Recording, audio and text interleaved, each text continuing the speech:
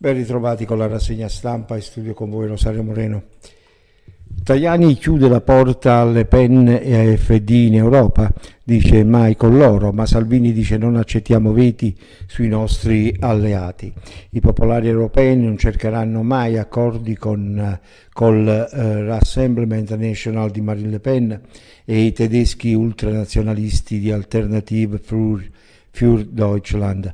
Manca esattamente un anno alle elezioni per la formazione del nuovo Parlamento europeo, che sarà poi chiamato a esprimere i presidenti delle principali istituzioni comunitarie, ma Antonio Tajani, ministro degli esteri e soprattutto storico vicepresidente del Partito Popolare Europeo, chiude la porta alle più importanti formazioni dell'ultradestra europea, nonostante la necessità di nuove alleanze all'interno della plenaria per poter eleggere le nuove cariche a Bruxelles.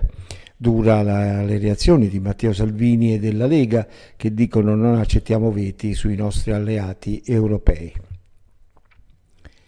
Il giornalismo di inchiesta ancora fuori dal contratto di servizio RAI, arriva solo un impegno messo a verbale. La FNSI, la Federazione dei giornalisti, dice non basta, niente da fare, nonostante le polemiche degli scorsi giorni.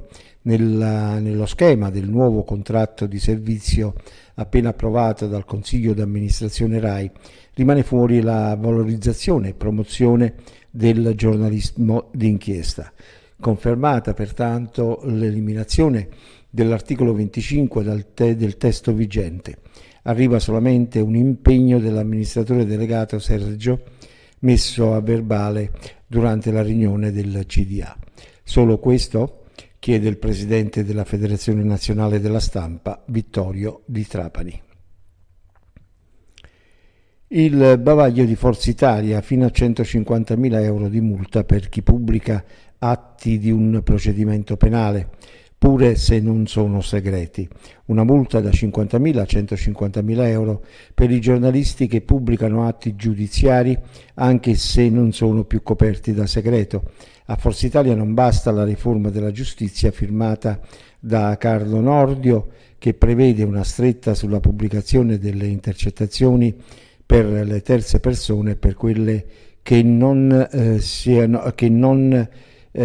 prodotte nelle motivazioni di un provvedimento oppure nel processo. Il partito di Silvio Berlusconi ha presentato una proposta di legge alla Camera che incide negativamente sulla possibilità per i media di pubblicare atti giudiziari ancora non coperti dal segreto, cioè già conosciuti dalle parti. Bianca Berlinguer ha comunicato le dimissioni da ogni incarico. C'è la nota RAI, la conduttrice verso Rete 4. Al suo posto Monica Ciandotti, il futuro professionale della Berlinguer. Insomma, è già scritto. Nel tardo pomeriggio di martedì 4 luglio è stato presentato infatti la nuova stagione TV di Mediaset e l'asso nella manica di Pier Silvio Berlusconi sarà l'annuncio dello sbarco della giornalista su Rete 4. Con questo è tutto, termina qui questa edizione della rassegna stampa. In studio con voi Rosario Moreno, buon proseguimento con la programmazione.